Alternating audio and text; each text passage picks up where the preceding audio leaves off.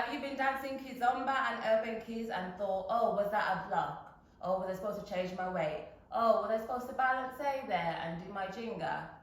Well, this is the video for you. I'm McKiztosh, founder of McKiztosh Dance, where we talk about all things Kizomba and Urban Kiz, all under that umbrella here.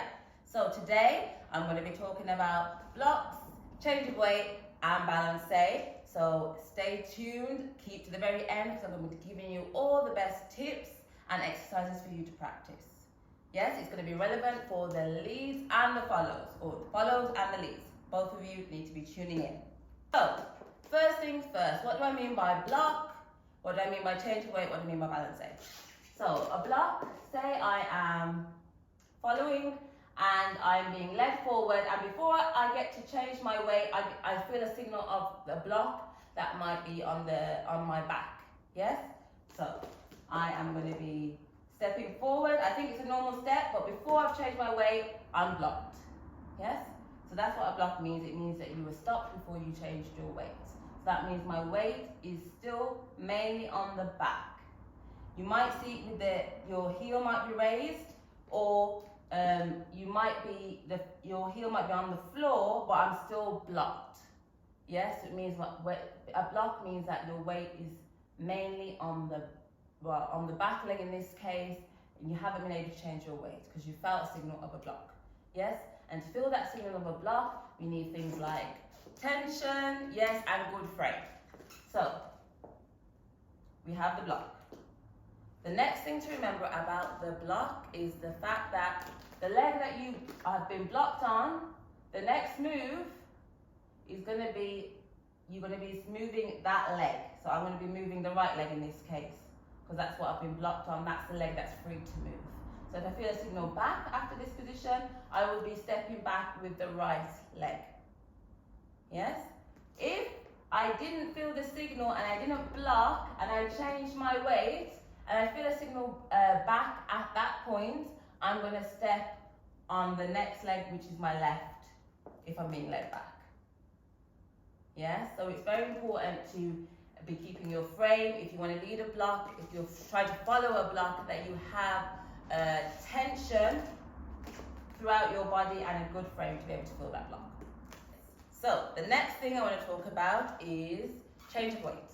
So change of weight means that I'm not blocked. I stepped and I've changed my weight to the front. I might feel a signal back. I change my weight to the back, and then I might feel another signal back. I'm going to step and change my weight.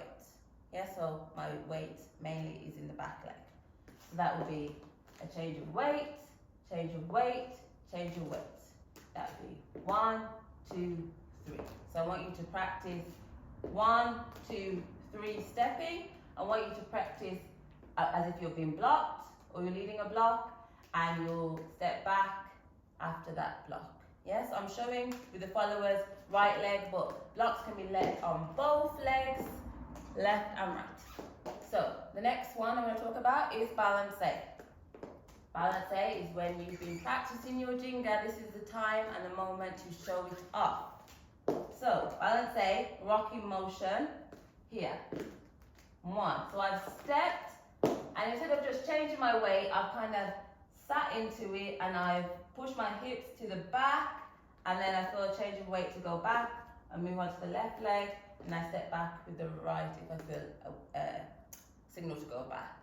So that would be 1, 2, 3. 1, 2, 3. So practice jinga on the right leg and balance on the right leg. Again, to lead this, it's the same thing. You need to also be using your body movement. You also have hips, you need to be using them as well. Yes? So, for the leads, if you wanted to lead the follower forwards into a balance, you would step back here, backwards, on the opposite leg, which would be the left leg. So backwards, 1, 2, 3, 1, 2, 3. Yes? Did you notice something? Did you think about the count? So I first showed you change of weight without balance. 1, 2, 3. 1, 2, 3, and then I showed you balance A. 1, 2, 3. 1, 2, 3. So it's the same counting, yes? What is going to make the lead and the follow notice the difference? It's how much kind of body movement you put in. With the balance A, it's a lot more body movement. For the leads, we're just leading a change of weight. They might be step back and forward as well. Forwards and back. Yes? So that's our blocks, our change of weight and balance A. One more thing, which is very important, especially in Kizomba. There's a very common turn that happens, the Kizomba turn here. Yeah, so you were facing your partner. So if you imagine the lead was in front of me, and I got turned to the side and I stepped back. Yes?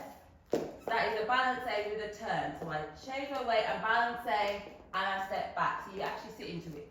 1, 2, and I could have stepped back 3. Yes? 1, 2, 3. So practice that turn. 1, 2, 3. Yes? Practice it with both legs on both sides. Leaders, how do you lead that? You are going to be leading the movement. Again, you need to be using your hips and turning also. Yes? So say the follower is in front of me and I want her to turn to the side. I step to the side and then change her weight to the back. Yes? So that is a very common Kizomba turn. Practice them, get used to them. Do you know? Can you feel a block, a change of weight, and a balance A? Yes, don't forget to like the video if you find it very useful, and subscribe if you haven't subscribed already, and share with a friend.